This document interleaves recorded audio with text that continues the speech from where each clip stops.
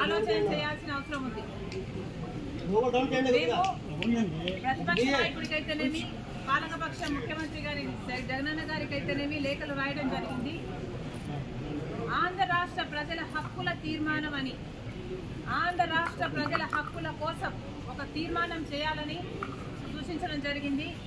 మేము ఎందుకు డిమాండ్ చేశామంటే, ప్రత్యేక హోదా ఆంధ్ర రాష్ట్ర ప్రజల హక్కు కాబట్టి, పోలవరం ప్రాజెక్టు ఆంధ్ర రాష్ట్ర ప్రజల హక్కు కాబట్టి, మనకు రాజధాని సాకారం చేసుకోవడము ఆంధ్ర రాష్ట్ర ప్రజల హక్కు కాబట్టి, గత 10 ఏళ్లుగా కేంద్ర ప్రభుత్వంలో ఉన్నది బీజేపీ పార్టీ, ఒకటే ప్రభుత్వమే ఉంది. అయినా కూడా ఒక్క సంవత్సరం కూడా మన గురించి ఆలోచన చేసింది లేదు.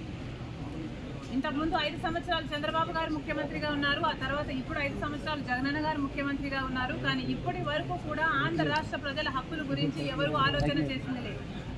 స్వలాభం కోసం ప్రజల ప్రయోజనాలను తాకట్టు పెట్టింది చాలు. కనీసం ఈసారైనా ఆంధ్ర రాష్ట్ర ప్రజల హక్కుల తీర్మానం అని ఒకటి అసెంబ్లీలో పాస్ చేయాలి. మనకు ఎందుకు ప్రత్యేక హోదా బీజేపీ ద్రోహం చేసిందో, మనకు పోలవరం ఎందుకు ద్రోహం చేసిందో, మనకు రాజధాని ఎందుకు ద్రోహం చేసిందో, వీరన్నిటి మీద అసెంబ్లీలో చర్చ జరగాలి. ఈ తీర్మానాన్ని ప్రెసిడెంట్కు, కేంద్ర ప్రభుత్వానికి కూడా పంపాలి అని డిమాండ్ చేశాము. దయచేసి ఈసారైనా పాలకపక్షము, అటు ప్రతిపక్షము ప్రజల సమస్యల గురించి ఆలోచన చేయాలని డిమాండ్ చేస్తుంది కాంగ్రెస్ పార్టీ.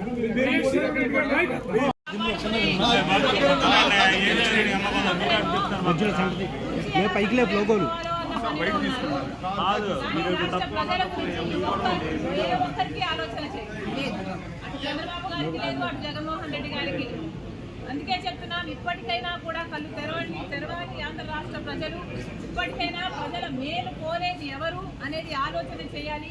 ఈ బీజేపీ తొత్తు పార్టీలైన టీడీపీని, వైసీపీని, జనసేనని ఇంటికి పంపించాలని, కాంగ్రెస్ పార్టీని ఆశీర్వదిస్తేనే మనకు ప్రత్యేక హోదా మళ్ళీ సాధ్యమవుతుందని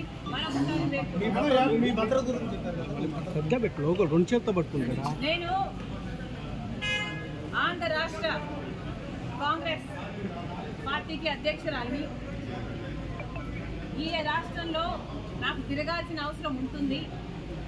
ఈ రాష్ట్రంలో తిరిగినప్పుడు నాకు భద్రత కల్పించాల్సిన అవసరము ప్రభుత్వానికి ఎంతైనా ఉంది.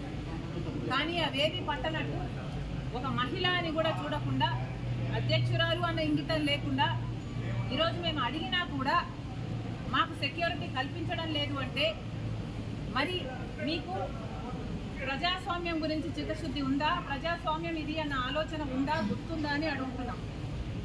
మీకు సెక్యూరిటీ ఉంటే సరిపోతుందా? మీరు పెద్ద పెద్ద కోటలు, పెద్ద పెద్ద గడిలలో కట్టుకొని మీరు బతికితే సరిపోతుందా? మిగతా వాళ్ళకు, ప్రజలకు భరోసా ఇవ్వాల్సిన అవసరం లేదా? ప్రతిపక్షాలకు రక్షణ కల్పించాల్సిన అవసరం లేదా? అంటే మా చెడు కోరుకుంటున్నారనే కదా దాని అర్థం. మాకేదైనా ప్రమాదం సంభవించాలని మీరు అనుకుంటున్నారనే కదా అర్థం. ప్రమాదాలు సంభవించడమే కాకుండా ప్రమాదాలు కల్పించే వాళ్ళలో కూడా మీ వాళ్ళు ఉంటారనే కదా మీరు చెప్పదలుచుకున్నది. ఎక్కడ ప్రజాస్వామ్యం?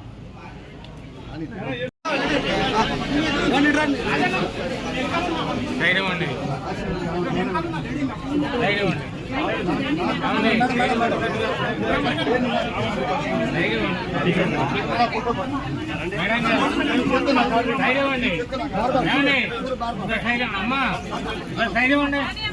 ఇదిగో మేడం.